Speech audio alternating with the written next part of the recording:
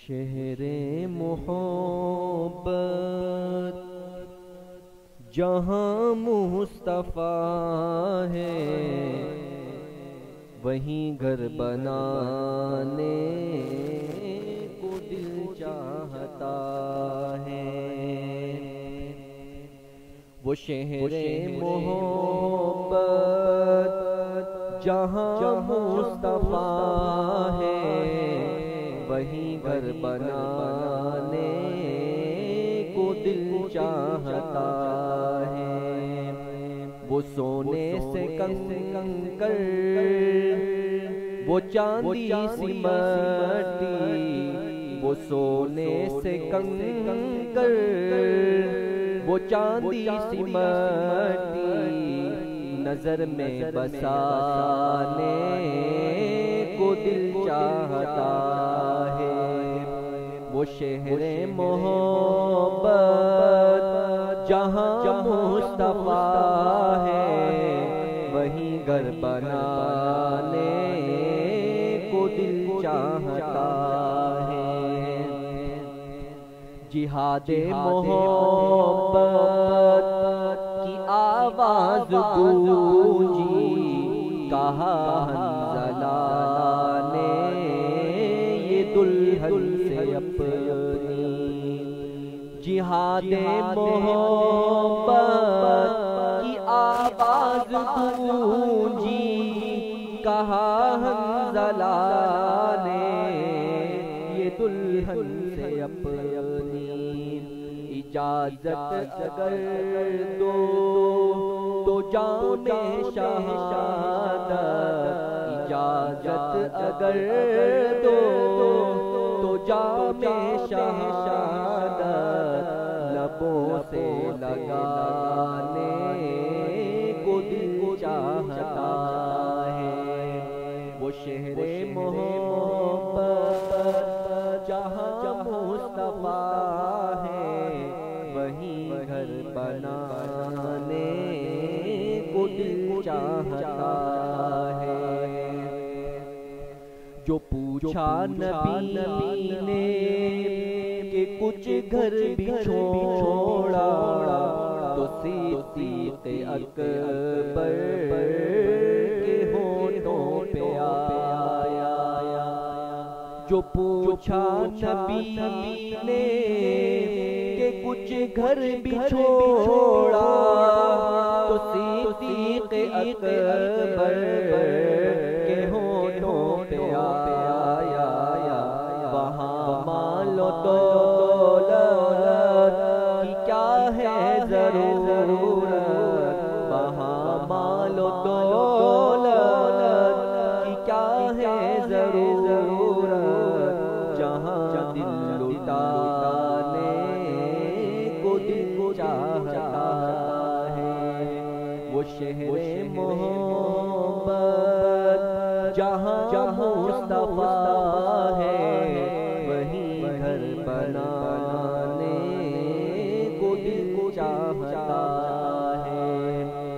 ستاروں سے یہ چاند کہتا ہے ہر دم، تمہیں کیا بتائے وہ ٹکڑوں کا عالم۔ ستاروں سے یہ چاند کہتا ہے ہر دم، تمہیں کیا بتائے وہ ٹکڑوں کا عالم۔ اشارے میں آقا کہ اتنا مزہ تھا، اشارے میں آقا کہ اتنا مزہ تھا، کہ پھر ٹوٹ جانے کو دل چاہتا ہے۔ وہ شہر محبت جہاں مصطفیٰ ہے، وہیں گھر بنانے کو دل چاہتا ہے۔ اور وہ ننھا سا اصغر، وہ ایڑی رگڑ کر یہی کہہ رہا ہے، وہ خیمے میں رو کر۔ وہ ننا سا اصغر وہ ایڑی رگڑ کر یہی کہہ رہا ہے، وہ خیمے میں رو کر اے بابا میں پانی کا پیاسا نہیں ہوں، اے بابا میں پانی کا پیاسا نہیں ہوں، میرا سر کٹانے کو دل چاہتا ہے، وہ شہر محبت جہاں مصطفیٰ ہے، وہیں گھر بنانے کو دل چاہتا ہے، وہ سونے سے کنگن کر وہ چاندی سی مٹی نظر میں بسانے کو دل چاہتا ہے۔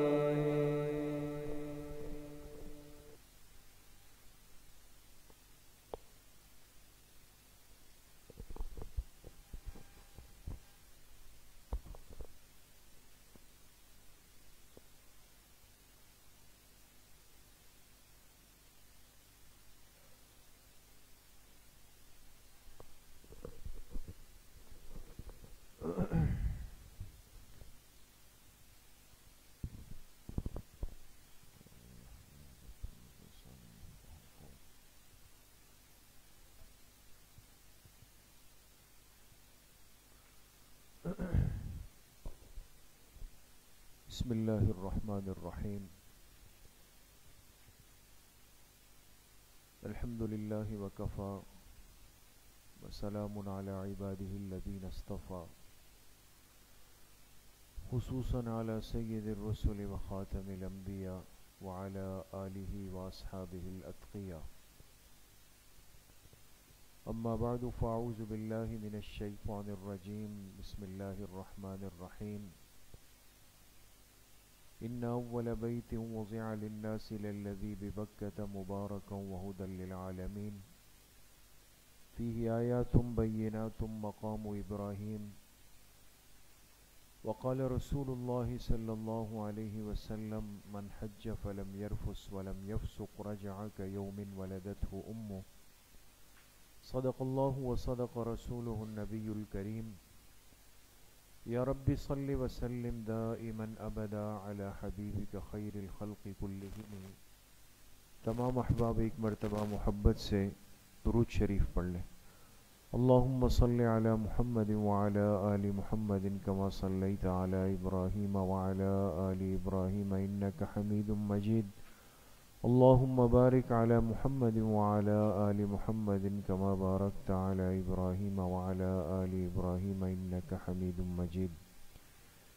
میرے انتہائی قابل قدر دوستوں، بھائیوں اور بزرگوں، الحمدللہ آج اس مبارک سلسلے کی مقامات مقدسہ کی نویں مجلس میں ہم سب جمع ہیں۔ اللہ تعالیٰ آپ سب کی اس حاضری کو، اس بیٹھنے کو، سننے اور سنانے کو اپنی بارگاہ عالیہ میں قبول فرمائے، اور ہم سب کے ظاہر اور باطن کی اصلاح کا ذریعہ بنائے۔ بات چل رہی تھی کہ اس دنیا میں وہ جگہ، وہ مقامات جنہیں اللہ پاک نے ایک خاص نسبت دی ہے،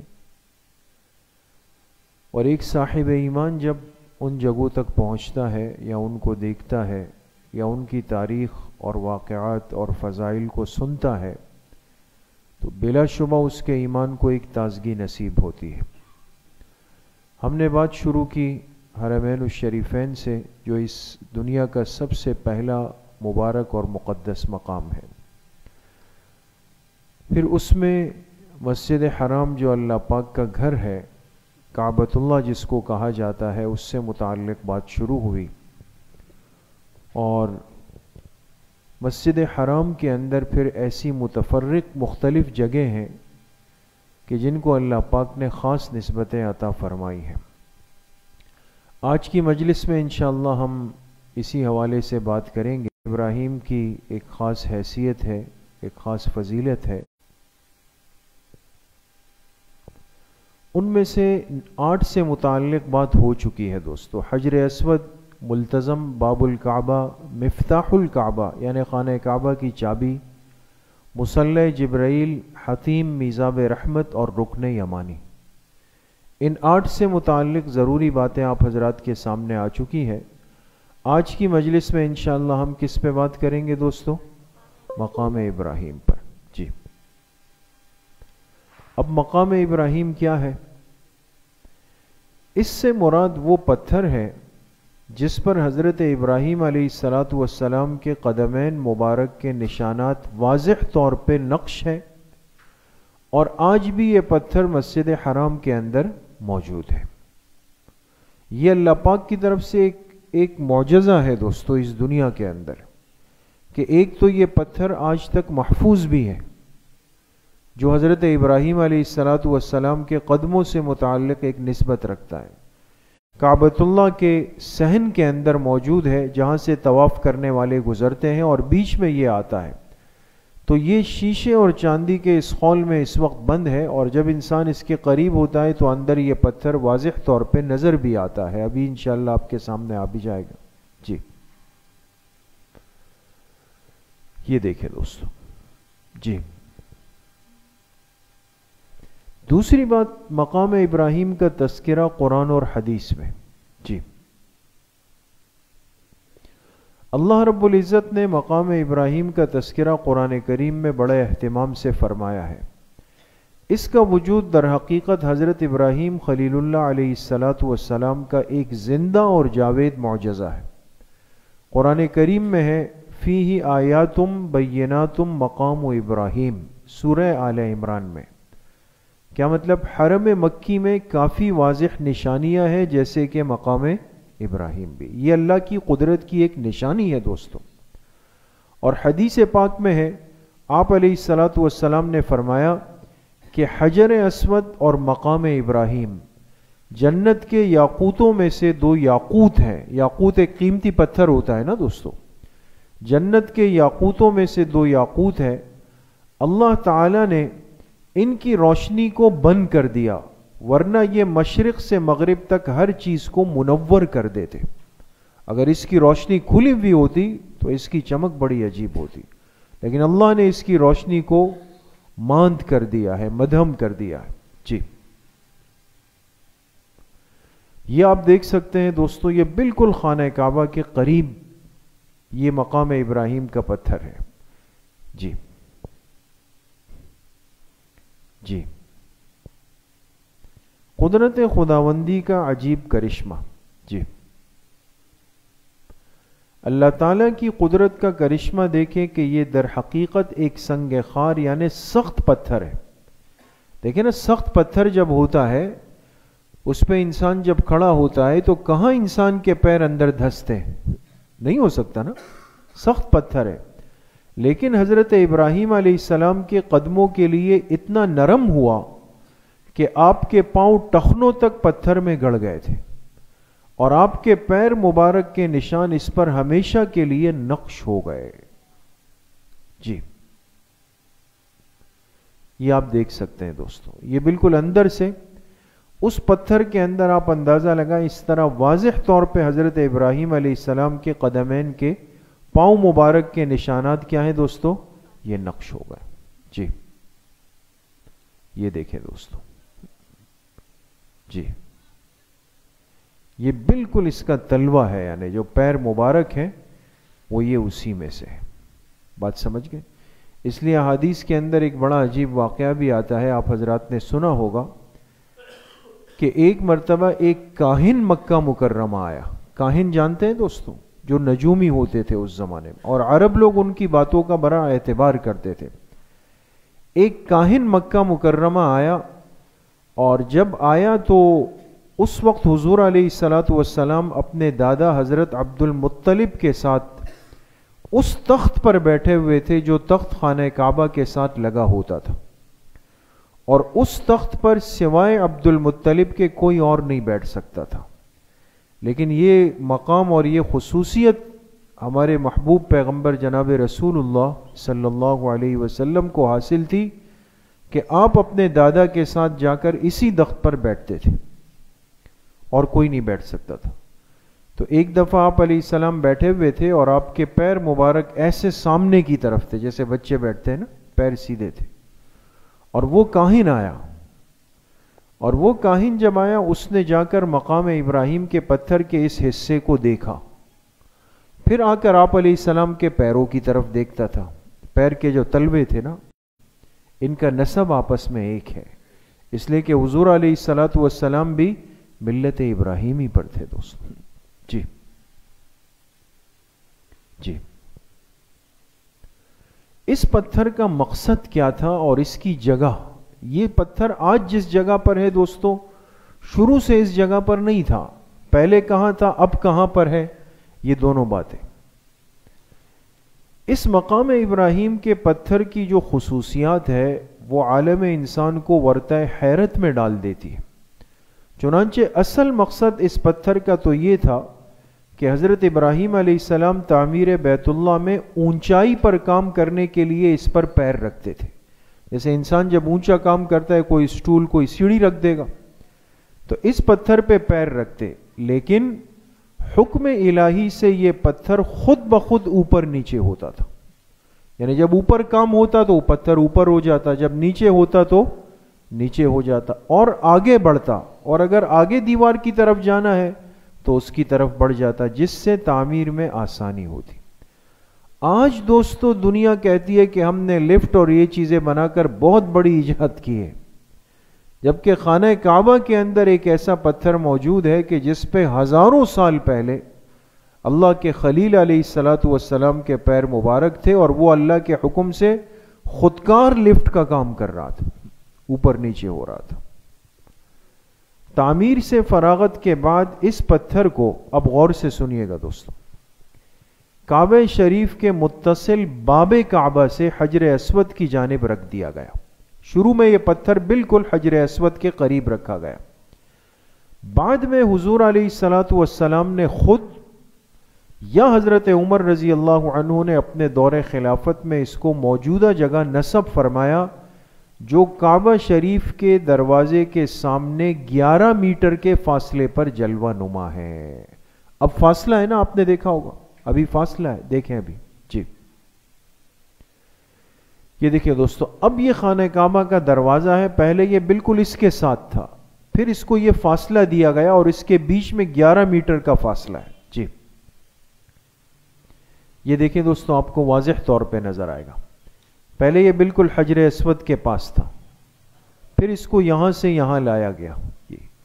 تو یہ فاصلہ کتنا ہے دوستو بیچ میں, 11 میٹر کا. شروع میں یہاں رکھا گیا, بعد میں ایک روایت یہ کہ آپ علیہ السلام نے خود, اور ایک روایت میں حضرت عمر رضی اللہ عنہ سے وہاں سے ہٹا کر اس کو یہاں پر لگا دیا. جی, اب مقام ابراہیم کی حقیقت میں چند اقوال ہے کہ اس پتھر کی حقیقت کیا ہے, یہ کہاں سے آیا اور یہ کیا کیا کام کر سکتا تھا, اور اس کے فضائل اور حقیقت کیا ہے. مقام ابراہیم کی حقیقت پر مفسرین, محدثین, مورخین کے چند اقوال ہیں. نمبر 1, یہی وہ پتھر ہے جس پر حضرت ابراہیم علیہ السلام نے کھڑے ہو کر کعبہ شریف کی تعمیر فرمائی. یہ تو بات طے ہو گئی دوستو. نمبر 2, آپ اپنے بیٹے حضرت اسماعیل علیہ السلام سے ملاقات کے لیے مکہ تشریف لائے. چونکہ حضرت اسماعیل علیہ السلام تو یہی رہ گئے تھے, حضرت ابراہیم علیہ السلام چلے گئے تھے اللہ کے حکم سے.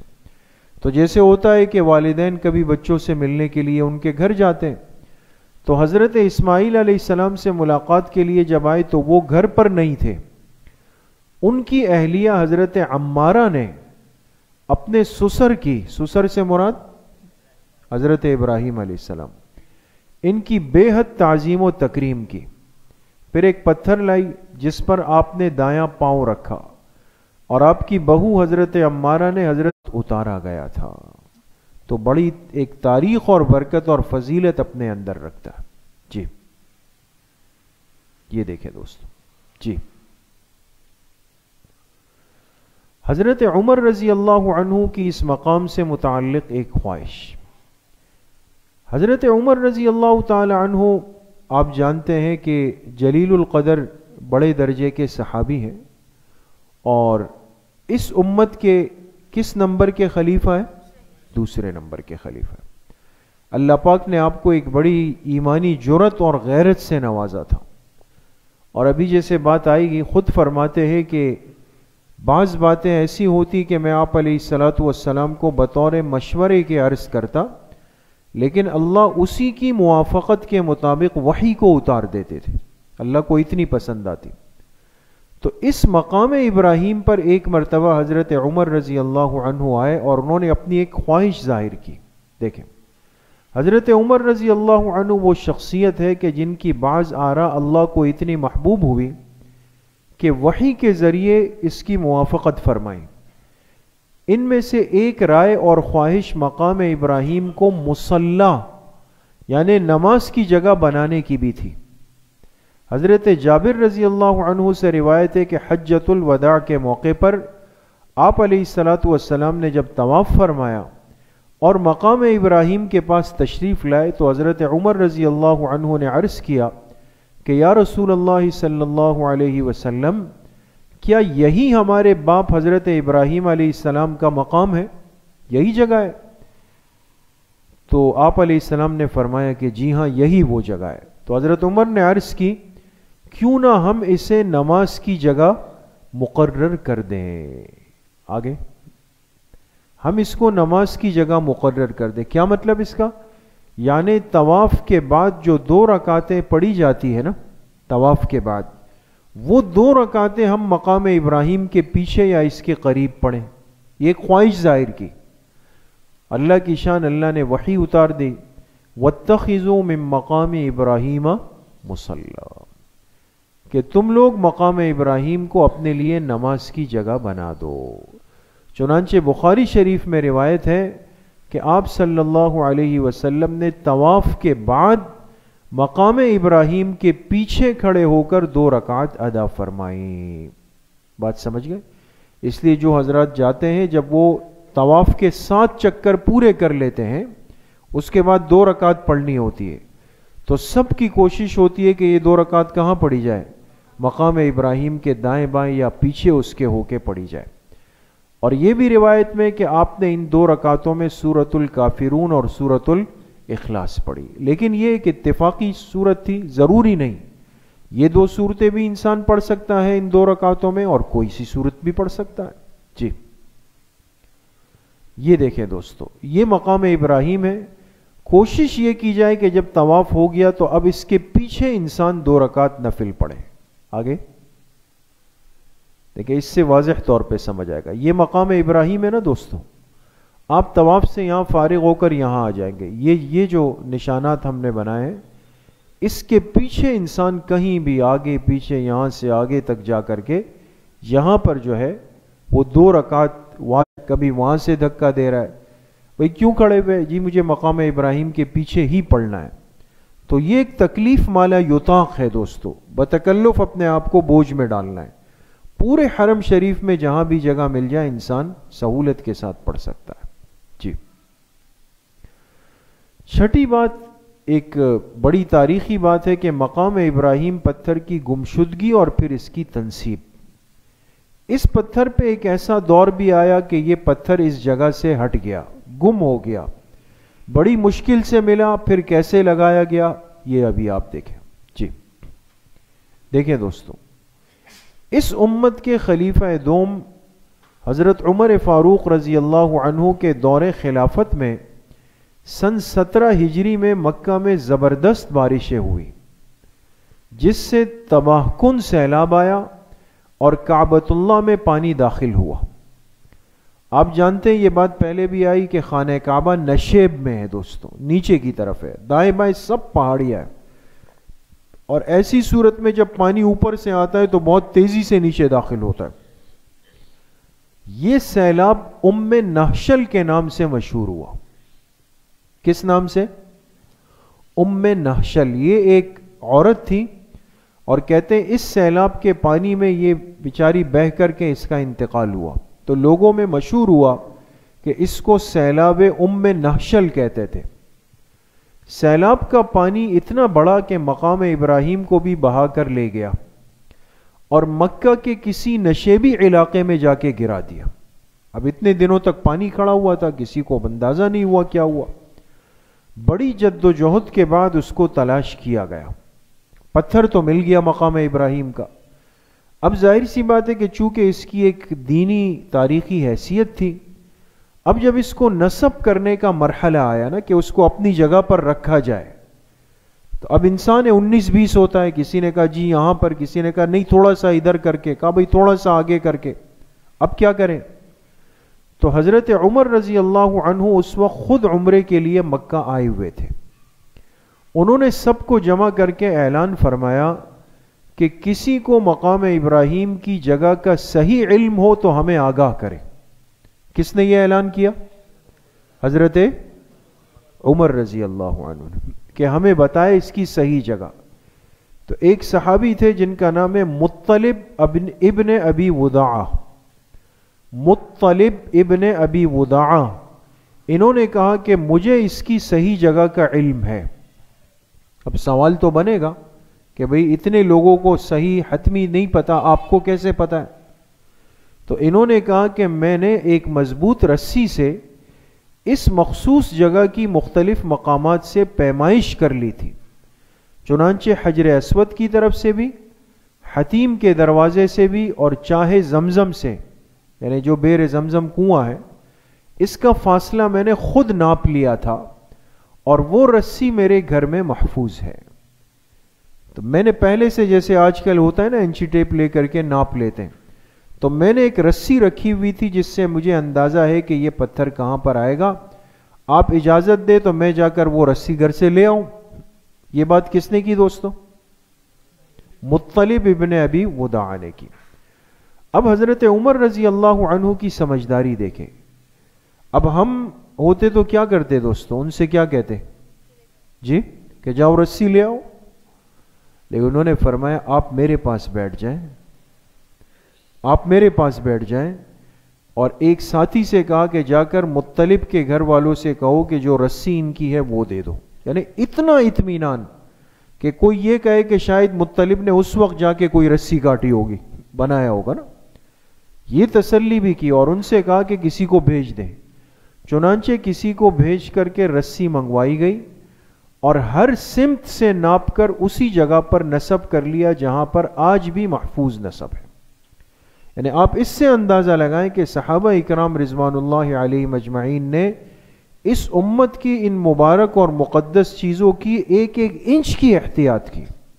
کل کو کوئی یہ دعویٰ ان کے بارے میں غلط کرے کہ انہوں نے ہیرا پھیری کی ہے، دین کے معاملات کو آگے پیچھے کیا ہے، اس امکان کو ختم کیا انہوں نے.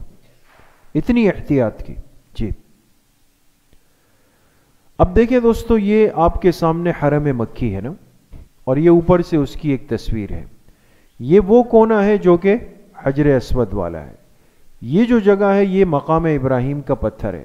وہ دیکھیں یہاں سے لے کر یہاں تک رسی سے ناپا گیا، یہ ان کے پاس ناپ موجود تھا. اس کے بعد پھر حتیم کے دروازے سے لے کر کے یہاں تک ناپا گیا. پھر اس کے بعد بئر زمزم کے کنویں سے لے کر یہاں تک ناپا گیا. دیکھیں اتنی احتیاط، تینوں جگہوں سے رسی سے ناپا گیا. پھر اس جگہ پر مقام ابراہیم کو نصب کیا گیا جہاں آج بھی اسی جگہ پر موجود ہے. جی موجودہ کیفیت مقام ابراہیم کی کیا ہے؟ اس وقت یہ کس شکل میں ہے؟ اس وقت مقام ابراہیم چاندی اور شیشے کے ایک مضبوط خول میں محفوظ ہو کر موجود ہے، اور مرجع خاص و عام ہے. ہر آدمی اس کو دیکھ سکتا ہے، لوگ اس کو دیکھتے ہیں، اس کی زیارت کرتے ہیں.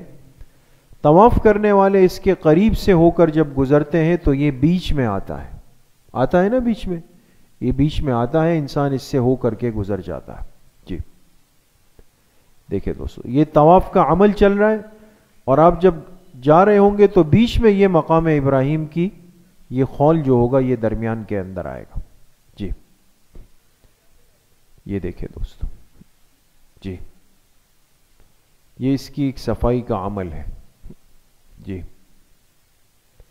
یہ دوستو دیکھیں، یہ طواف یہاں پر ہوتا ہے، اور اس بیچ کے اندر یہ پتھر آتا ہے لازمی طور پہ. یہ مقام ابراہیم ہے جس میں حضرت ابراہیم علیہ السلام کے قدمین کے نشانات آج تک نقش ہے اور یہ محفوظ ہے. جی انشاءاللہ ہماری آئندہ مجلس نمبر 10 ہوگی اور اس میں ہم بات کریں گے بئر زمزم پر، زمزم کے کنویں پر، اور یہ اہم موضوع ہے انشاءاللہ آئندہ مجلس کا. اللہ کریم مجھے بھی آپ سب کو صحیح عمل کی توفیق نصیب فرمائے. وآخر دعوانا الحمدللہ رب العالمین. الحمدللہ رب العالمین والصلاة والسلام علی سید الانبیاء والمرسلین سیدنا و مولانا محمد وآلہ واصحابہ اجمعین. اللہم احسن عاقبتنا فی الامور کلہا واجرنا من خزی الدنیا وعذاب الآخرہ. اللہم انا نسألک علما نافعا ورزقا واسعا وشفاء من کل داء. یا اللہ جتنے بیمار ہیں، گھروں میں ہیں، اسپتالوں میں ہیں، جن امراض میں مبتلا ہیں، سب کو صحت کاملہ عاجلہ مستمرہ نصیب فرما. تمام پریشان حالوں کی پریشانی کو یا اللہ ختم فرما. اس امت کے تمام مرحومین مرحومات کی کامل درجے میں مغفرت فرما. ہمارے حضرت مفتی صاحب نور اللہ مرقدہ، ہمارے والدین، اساتذہ اکرام، کل امت مسلمہ کی قبروں کو یا اللہ جنت کا باغیچہ بنا. ہماری دعاؤں کو اپنے فضل و کرم سے، فضل و رحمت سے اپنی بارگاہ میں قبول و منظور فرما. وصلی اللہ وسلم علی نبینا محمد وآلہ وصحبہ اجمعین برحمتک یا ارحم الراحمین. السلام علیکم.